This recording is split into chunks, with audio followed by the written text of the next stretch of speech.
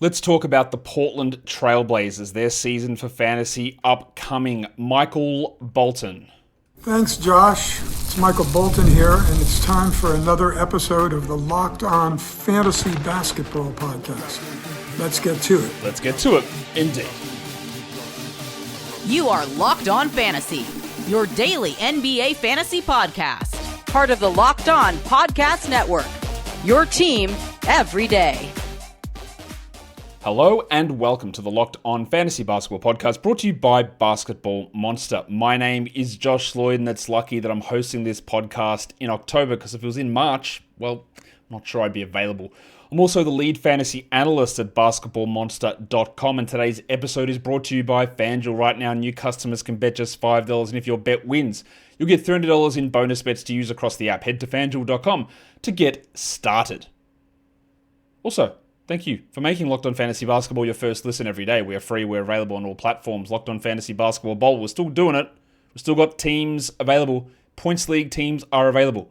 Check the link, linktree/LOFB Bowl, or in the description, and you will see random auctions appear. I can't tell you when, because I don't know when. And if I did, it wouldn't matter, because you'd be listening to this after the fact. So, you never know. Just check those links, and leagues will appear. Also in the description, the FBI World Cup. You can sign up for those leagues also. We're talking about your Portland Trailblazers. We're looking at the season upcoming, and this is a team which is, I don't know. It's hard to judge. It's hard to say. They're still a really confused roster. The roster doesn't make a lot of sense. I don't get their moves they made. I think they're better than they are. They showed some flashes down the stretch last season in a time of the year when a lot of teams aren't trying, so a lot of that is fake. The decisions around their roster don't make complete sense. I don't exactly know what they're doing. I don't know that their front office is the most, accurate's not the right word, but like, are they doing the best for their team? I don't know. What about the coach? Is he bad? I think so, yes. But we've got a lot of questions about where this team goes and what they're able to do. So let's get into trying to figure out some of these questions. And I think as much as we hate an injury, especially a preseason injury, I'm actually a little bit glad that we got one for this team, because it helps answer a question. I didn't know what they were going to do with a starting group, because this is a team with 7 players with legitimate arguments to be starters.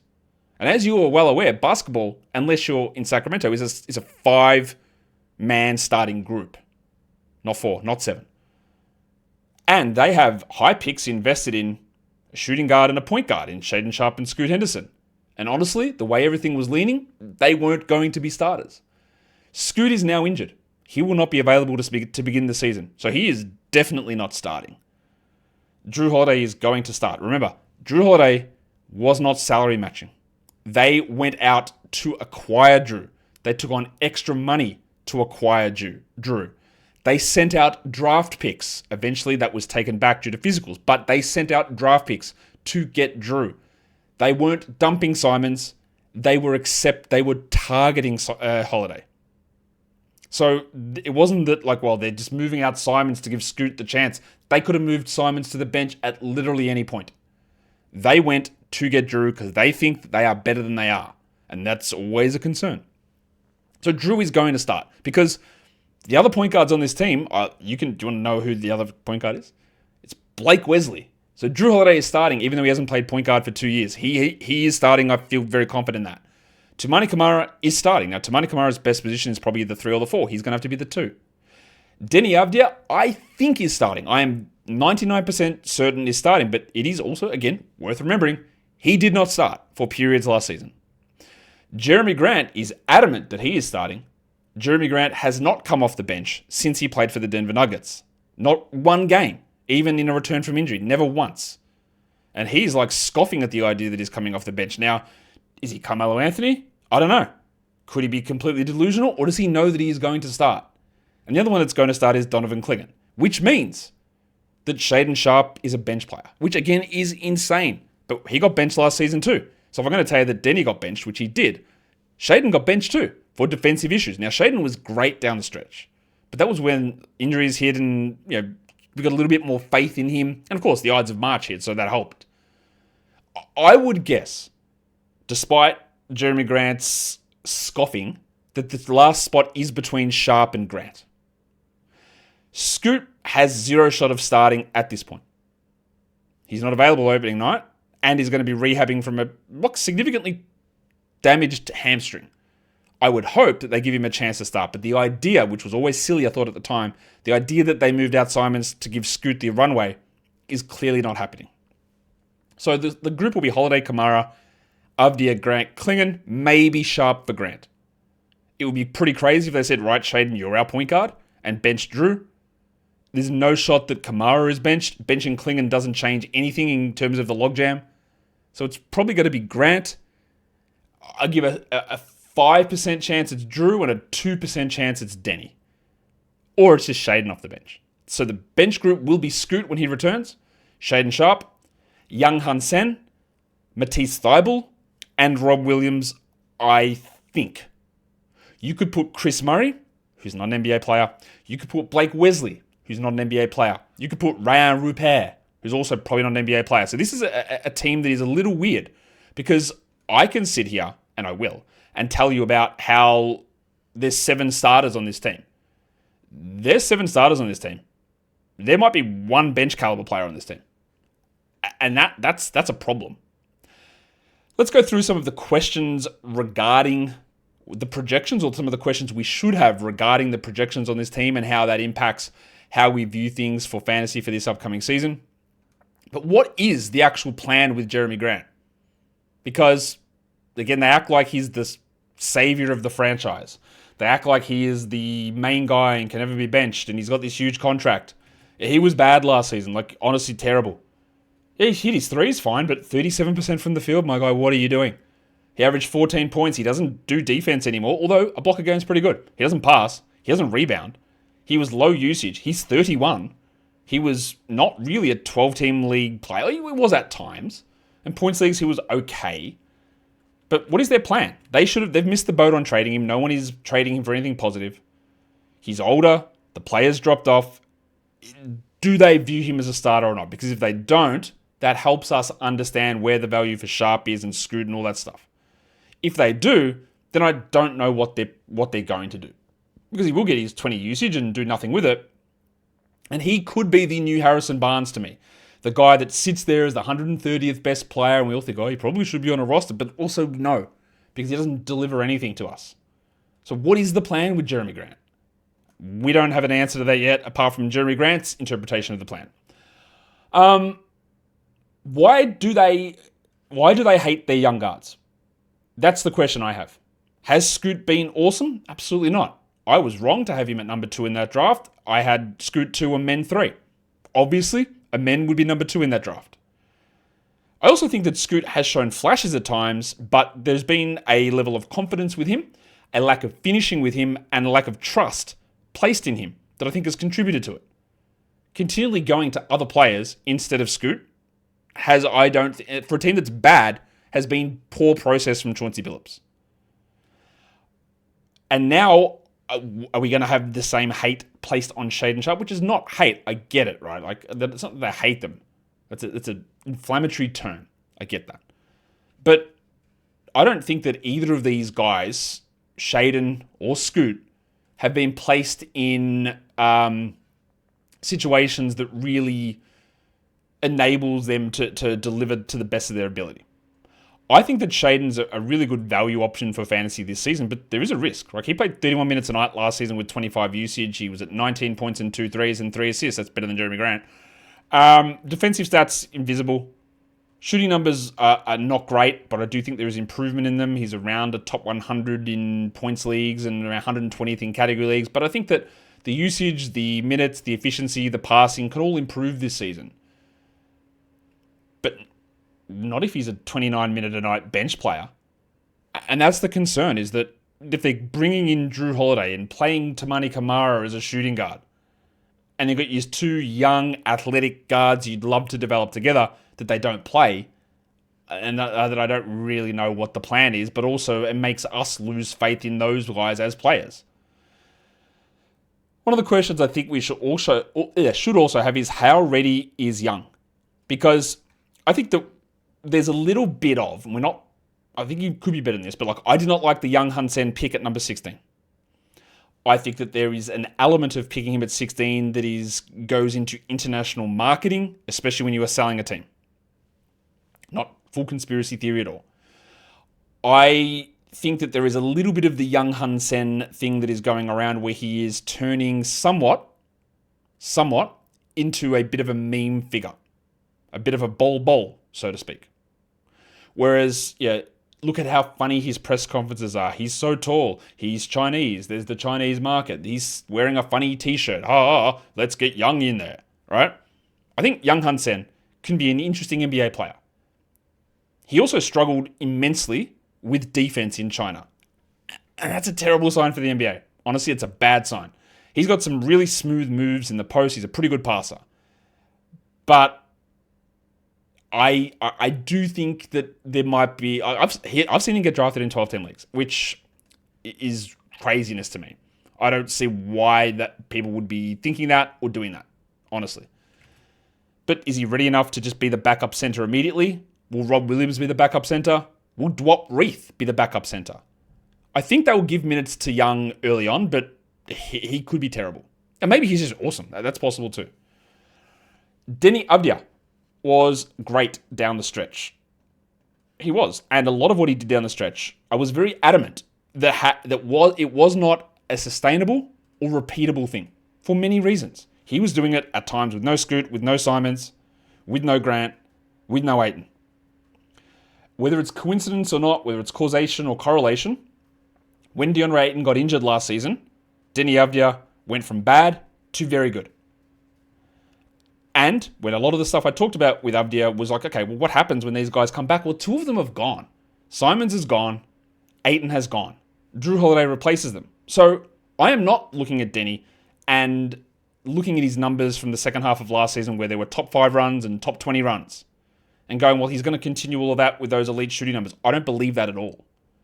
But I do believe that he will play more minutes than the 30 minutes a night. There's an easy, if you want to just do a simple analysis, you can do the same with Josh Giddey.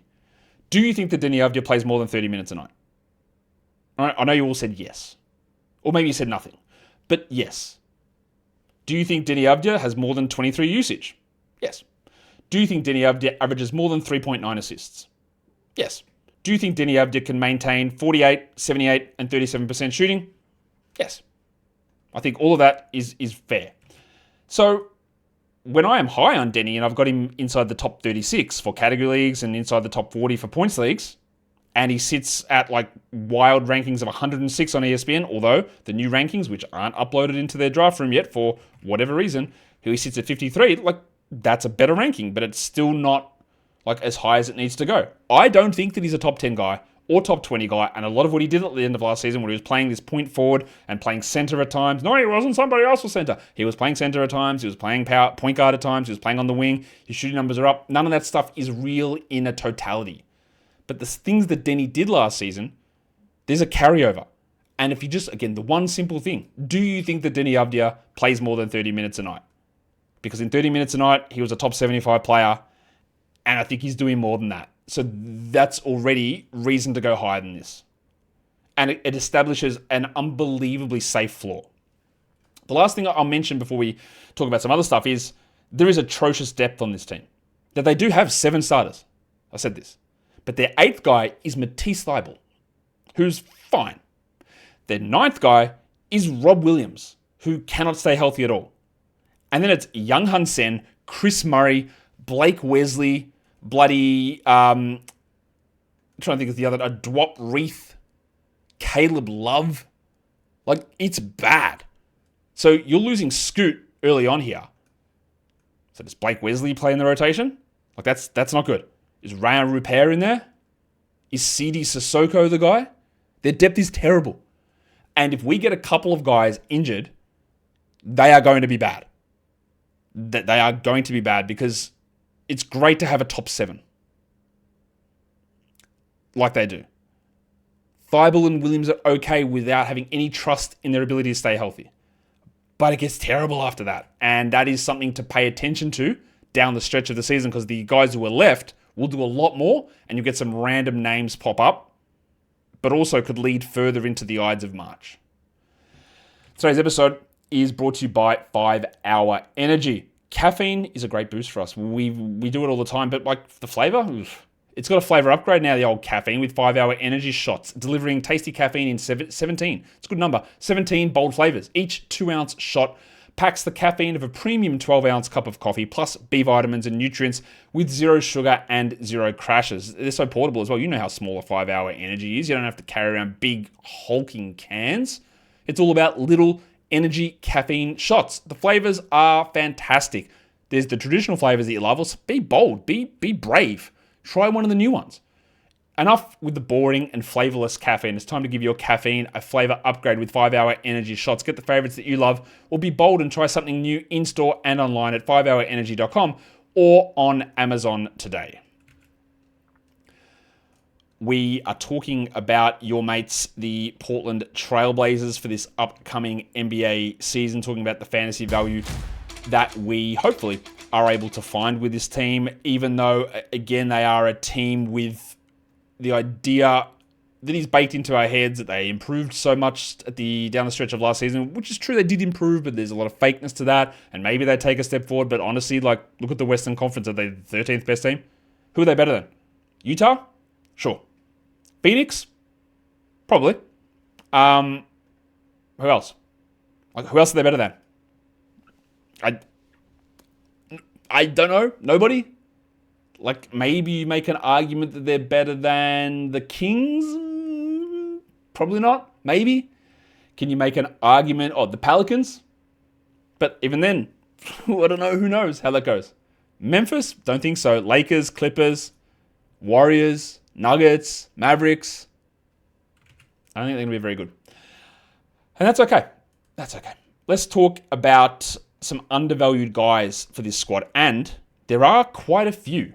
And some of them we've talked about already, but let's just get into a little bit of detail. And I do think that at the moment, Deni Avdija is sitting in a spot where, again, there's just a lot of value. But when they do eventually update their draft room, the value will disappear. He's currently ranked at the moment, for whatever reason, at number 106 on ESPN Avdija for category leagues. He's at 63 for points leagues. His ADP is 77.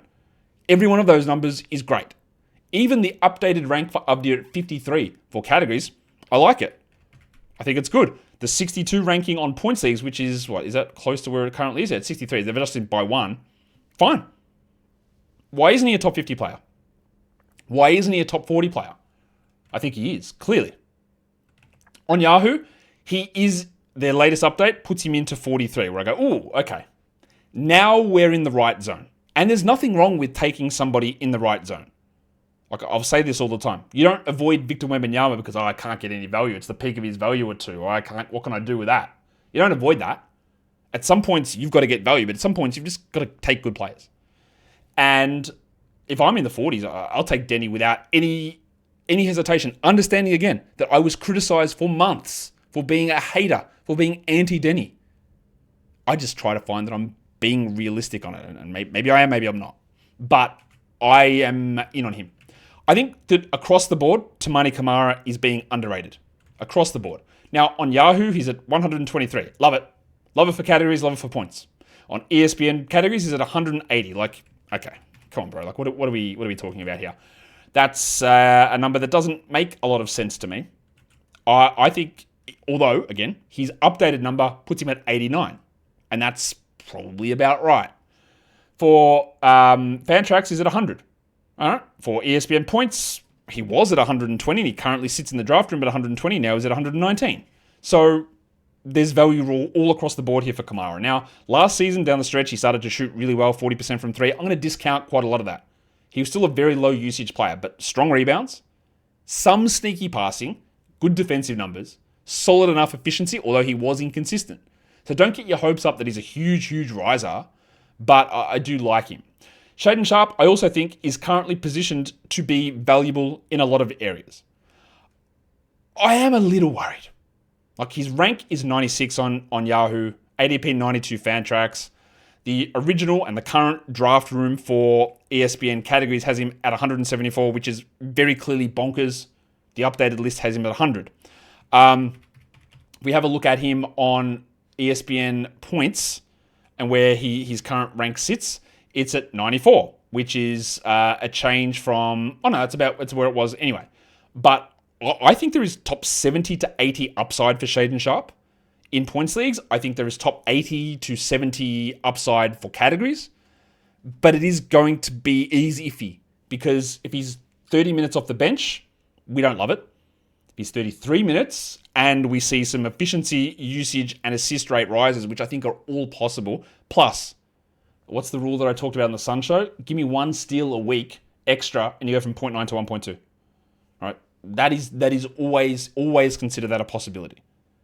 Of course, the flip side is that you get 1 fewer steal per week and you go to 0.6 and then you're in Anfernee Simons territory, but I don't think that's the problem here. So I do like Sharpe. I also think that Jrue Holiday in certain spots is positioned well. His ADP on Fantrax is 124. Now, all of this is going to be context dependent. I was loving the idea that when Scoot was hurt, or when we heard that Scoot was hurt, that Jrue would be a very good pick at the end of the draft. So Yahoo went and bumped him to 81 and went, nah, look, well, come on. What are we doing? That is too high. I wouldn't want to take him at 81 at all. Now, his ADP, Jrue, currently sits at 127 on Yahoo. If you're getting him there, love that. 81, no. On ESPN categories, the loaded ranks have him at 81. Again, a nonsense number. But the updated ranks, which happened after the Scoot injury, push him to 128. So I don't really know what to make of that. I do. I know what to make of it. Don't trust the numbers. But that's where he is. So in certain spots, we can look at Jrue and be like, yeah, I think there's value here, especially considering we thought he would start and now we know he's going to start. And while his numbers weren't great last season, 11 points and 4 assists and 1 steal, look, they're terrible numbers very clearly. His efficiency dropped quite a lot. He was still a top 120 category league player, and he did it on 16 usage. And I'm very confident that the usage will not be that low. Now, his usage back before he joined the Celtics was really high. He was a 20-point scorer in Milwaukee. And while, yeah, he's older, obviously, I think a lot of the usage drop was team-dependent and not skill-based stuff. In the overvalued players section, there's only one guy I really want to talk about, and that's Jerami Grant here. Because, yeah, he did sit at 102 on ESPN's category ranks. Now he's been pushed down to 133, which is a better number. I still think if you're in a standard setting 12-team league or a 10-team league, just don't bother. I don't see the upside of him beating it. He'll be a list clogger, and streaming that spot or taking an upside flyer is nearly always going to be a better option than drafting Jerami Grant and just sitting on it for the rest of the year. He is someone who I don't think he's going to be able to turn around much from last season, and you'll be in a situation where he's just sitting there going, well, it's Jerami Grant, man, I guess I have to hold him. But do ya? What do ya? Shout out to the new Jerami Grant or the new Harrison Barnes in Jerami Grant. Today's episode is also brought to you by FanDuel Sportsbook. The NFL season is here, and that means that FanDuel is here as well to get you ready with an offer that you don't want to miss. Right now, new customers can bet just $5, and if you get $300, you will get $300 in bonus bets if that bet wins. You pick a bet, you put down $5, get the bet to win, and you'll unlock the $300 in bonus bets to use right across the app, which you can use on spreads, on totals, straight ups, player props, same game parlays, multi-game parlays, futures parlays, same game live parlays with futures. I don't know if that's something they could do, but maybe. Whatever sport, it's all going to be there on FanDuel, so what are you waiting for? Go to FanDuel.com to download the FanDuel app today and to get started. And don't forget to gamble responsibly. Okay, let's get into the rest of talking about this Blazers team. Let's look at some stars, some breakouts, some injuries, some schedule-based stuff. In terms of the stars, I think there's only one real player on this team with top 50 upside. Maybe you could squint and get Shaedon Sharpe there. I don't think you can do it with Jrue or Grant, or honestly with Clingan. Maybe Sharpe, but it's Deni. Like, Deni is the top 50 guy. I've said already, if you want to get him at the end of the third round, do it. Fourth round, I love it. I'm pretty confident in Deni, and I think his floor is a lot safer than you may think. Who are the new arrivals? We talked about Jrue Holiday already. We've got Young Hun Sen, picked at number 16 in the draft. I think it'll be pretty rocky for him early on. Blake Wesley comes across. He's probably going to have to play early, and you're probably going to have to ignore him. Caleb Love, and of course, we don't need to talk about him here, but they signed Damian Lillard. Another indication of what are you doing with Scoot Henderson? So next season, you're going to have Jrue and Dame and Scoot and Shaedon. Is it a no-brainer to bring back Dame back home for sentimental reasons? The contract's not that, it's not expensive. Sure, but what are you planning on? What is your plan? I honestly don't understand really any of it. Breakout guys. A lot of people tend to think that there is maybe some real sleeper value in Donovan Clingan. That's not me, though. I'm not one of those people who think that. Clingan was the third-string center to begin last season. He worked his way up to be the starter. Why? Because two guys got injured ahead of him. He didn't outplay them. He just got ahead of them. Clingan had 14 usage in 20 minutes. He was 172nd in category leagues. Now, I think he's going to be way better than this. Way better than category leagues. Long term, I don't love him as a prospect. I don't think that you can rely upon Donovan Clingan to be a 30-minute-a-night starting center, and you shouldn't rely upon Donovan Clingan to be a 30-minute-a-night starting center this season.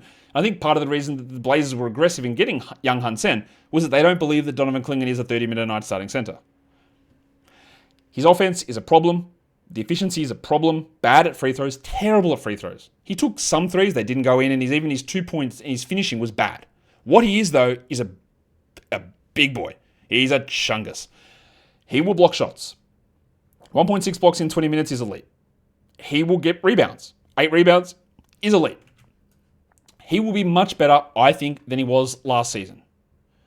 But he's put at 87 on Yahoo with an ADP of 88 on Fantrax, which I think is reasonable enough for points leagues. And you could say that it's reasonable for category leagues. I'm not sure that I'm there, to be honest, because he just is the sort of player that a traditional standard score 9-cat ranking will incredibly overrate. It's the same sort of skill set that will show you that Miles Turner was a top 20 player at some point, or that Rob Williams was a top 20 guy, or that Rudy Gobert is your top 25 player at times in his career, or that Walker Kessler in the third round is the right pick, which we all know, for every one of those examples, was not true. Clingan will give you rebounds. Clingan will block you shots. And that's it. No assists, no steals, terrible free throws, low points, no threes, and honestly, his field goals weren't even very good last season for what he delivers. You want someone like this to DeAndre Jordan your way to 70% with 12 rebounds and 2 blocks.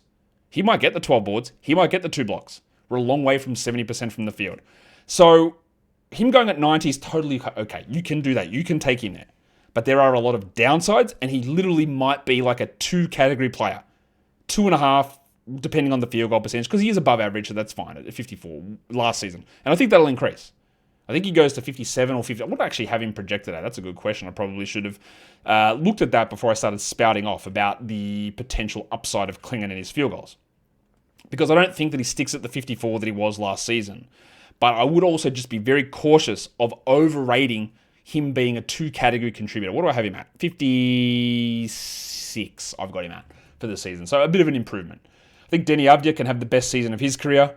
I think it is possible for Scoot and Shaden to have the best seasons of their career. But as I've detailed ad nauseum, some may say, the restrictions / handbrakes / impediments to those guys doing it. But I think they all have opportunities to be that guy. Again, if I can take Shaden in the 90s, no problem. Clingan in the 90s is fine. Avdija in the third round is fine. Scoot to me is a late last round pick who you got to put in your IL, obviously. And if you didn't want to draft him, I totally get it. Because not only will he be out, but he'll be limited when he comes back. And he's probably going to be a bench player, unfortunately.